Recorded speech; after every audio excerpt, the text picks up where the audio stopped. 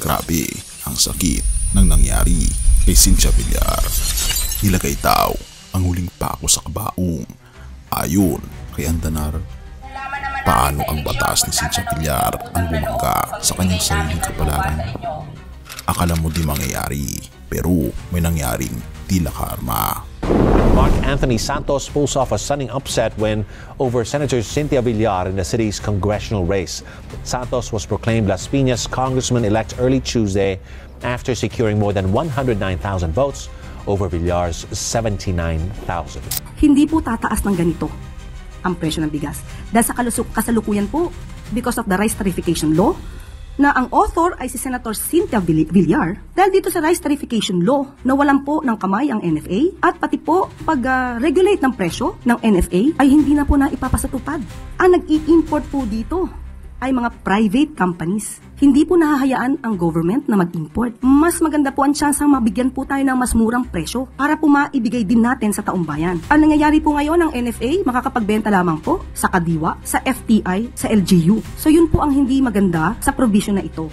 Kaya po noon pa po hinihiling ng administrasyon, pero to ay hinadlangan po ni Senator Cynthia Villar. So kayo na po ang mag-research. Bago natin ipagpatuloy kaibigan, siya nga pala ang Great Controversy na isa sa mga pinaka-kontrobersyal na libro dahil tumutukoy ito sa mga propesiya sa libro ng Daniel at Revelation na nagaganap na sa panahon natin ngayon bago ang pagdating ng ating Panginoong Diyos ay pinamimigay na namin ng libre sa pamamagitan ng PDF.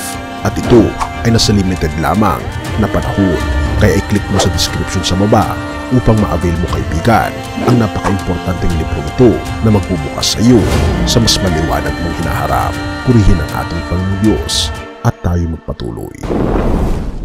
Isang pamilyang 3 dekada nang namamayani, isang senadora na may apelyidong nangingibabaw sa Las Piñas, isang batas na di umano'y ginawa para ayusin ang kalakalan ng bigas sa bansa.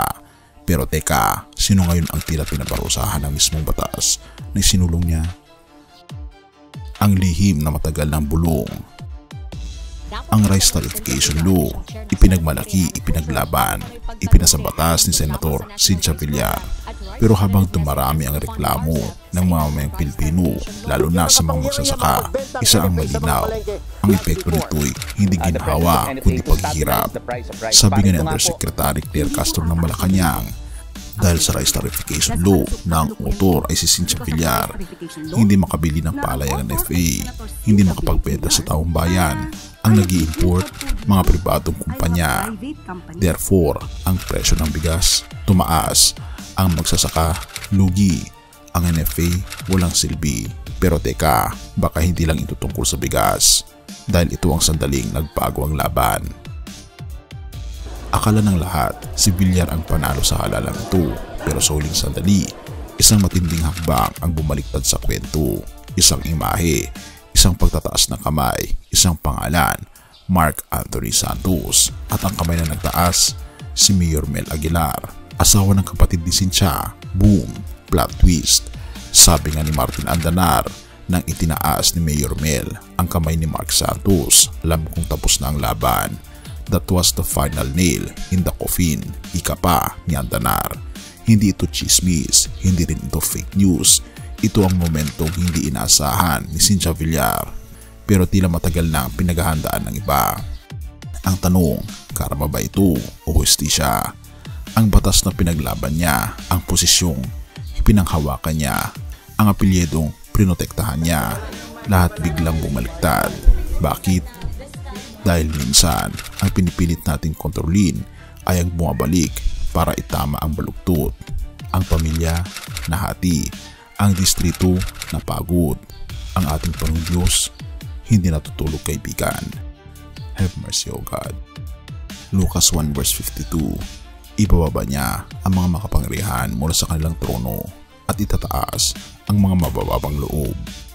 Purihin ang ating Panginoong Diyos. Ang ating Panginoon Jesus ang tunay na makapangyarihan kaibigan, kahit gaano pa kataas ang narating ng isang tao. Kapag ang puso'y walang habag sa kapwa, lalo na sa may hirap, ang pagbagsak ay darating sa parang hindi mo inaasahan.